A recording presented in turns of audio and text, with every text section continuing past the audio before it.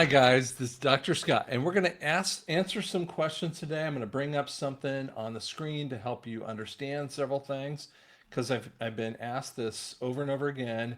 How do we understand the QFS?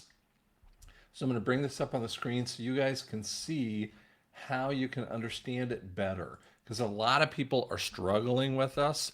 So I'm going to show you what to do. Number one, do me a favor. If you can like and subscribe, that really makes a difference, right? Share it with your friends. But let me show you on the screen something that will also help you.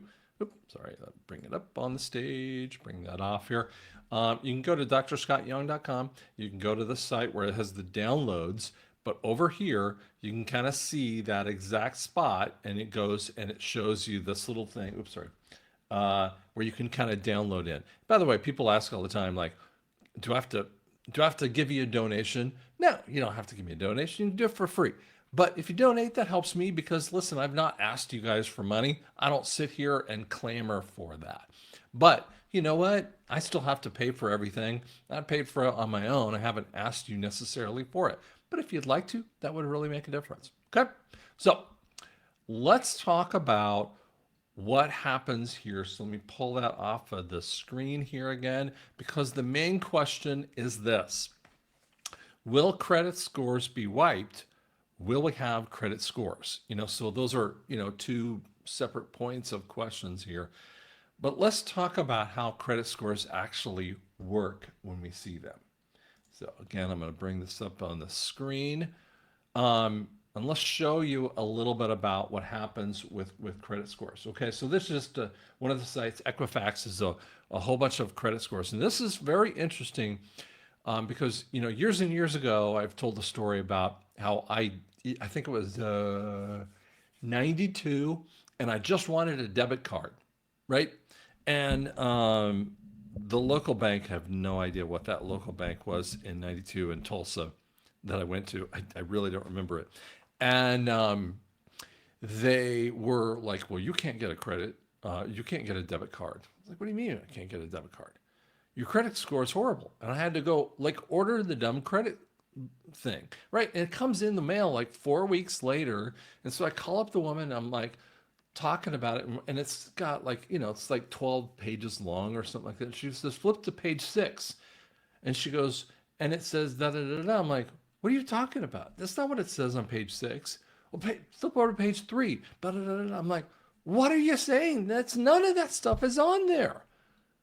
And she goes, flip to page 1. Does your social security number start with 332? No. Are you Scott P. Young? No. And I'm like, she was like, your credit card's your debit card's on the way. She had pulled the wrong credit report, and this is 1992.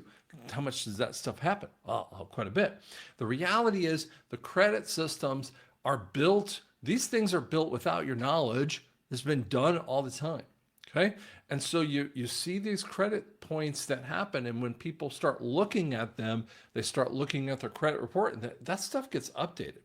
Now, in the quantum financial system, we're going to see all that stuff bring in to one kind of area, I believe. We're going to see, not just your credit points, but your, which is so many of your assets, right? Your debt to assets kind of points.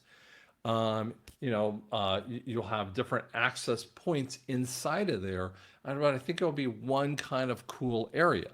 Now, to know what credit happens here, these are some of the basic factors that will mess with you. Making late payments, having a high debt to credit utilization score. So for instance, what that means is we call it debt to income. So if you're making $35,000 a year and you have debt that equals $12,000, you're pretty high on your number. And what it's talking about is we're not talking about normally just your mortgage kind of thing, but when you add car payments and credit cards or whatever other kinds of loans, man, that stuff is really kind of scary with that. So that's an issue.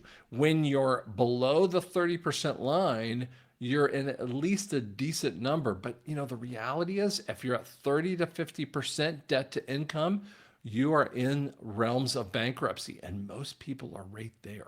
Okay. Applying for credit all at once, credit card, closing that account, stopping credit activities for an extended period of time. Now, I'm going to show you how most people get all upset about these. I get talked to about people ask about that stuff all the time. Let me show you how little it actually does to you. Um, the number one thing is your payment history, which is your, making your payments on time. Number two is amount owed. Hey man, those suckers are making 65%. So give you an example, and then to have this perfect example right on the screen, credit card one, two, three, you got 19,000 bucks of credit, credit limit, right? 4K on it, your utilization is 23%.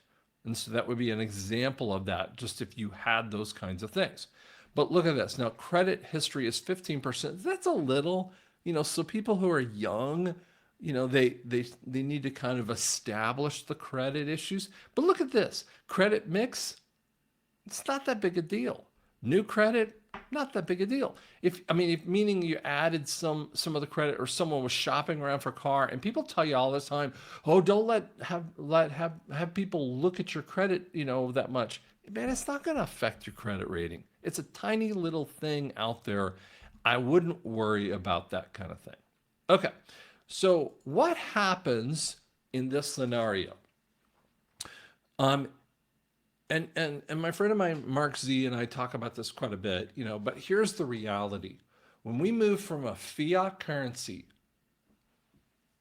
to a gold-backed currency with NESARA, you cannot bring through the debts. Wait a second.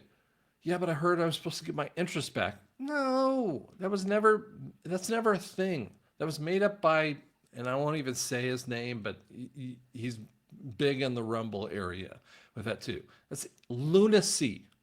Lunacy. You're not going to get your interest back and still have to pay the debts.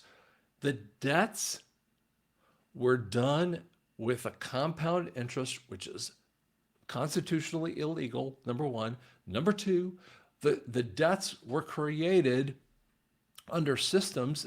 And by the way, I'm going to answer another question here because this one comes up all the time too.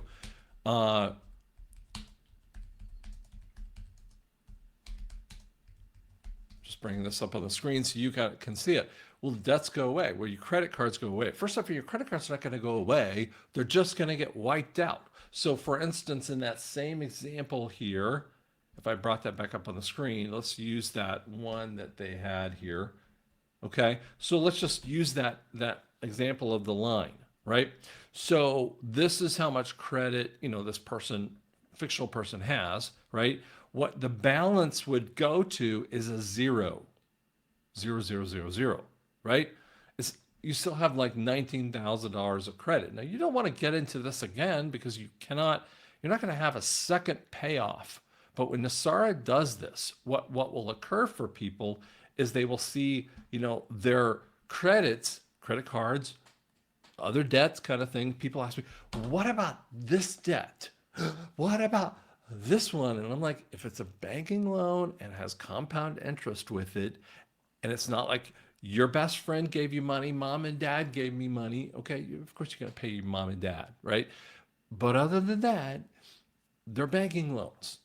I don't care what they call it, whether Hyundai calls it a Hyundai, loan. It's through a bank. When you kind of drill into it, it's through a bank. Okay, so these debts get paid off, and why do they get paid off? Because they're paying to the big banks.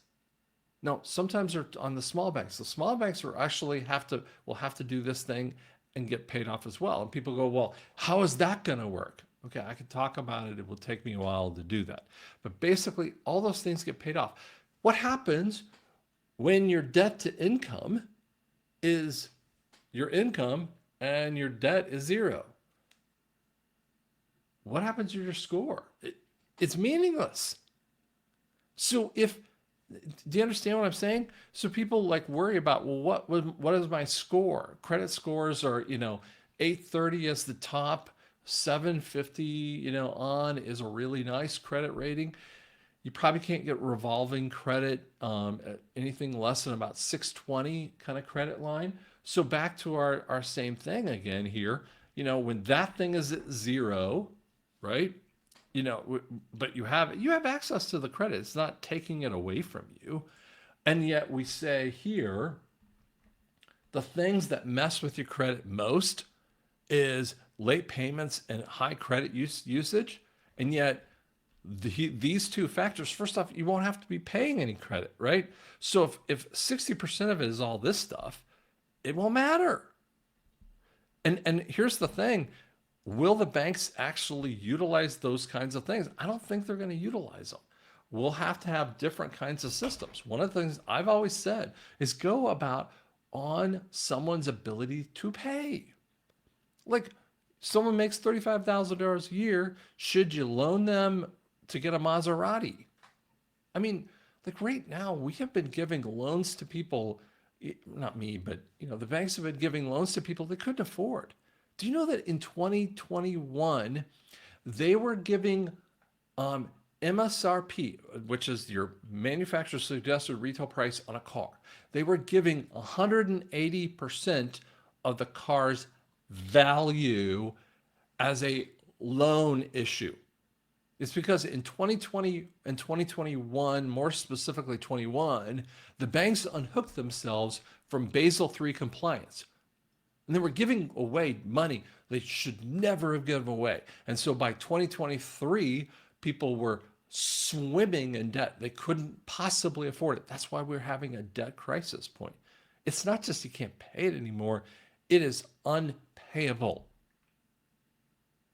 And so the debts wipe off. So I think that banks, when they do start giving loans again, they will be looking at, well, what's your ability to pay for that? Which means looking at your budget and saying, you know what? I know you want a loan for a new house that's $1,000 a month, whatever that might be, but we're not going to, loan that.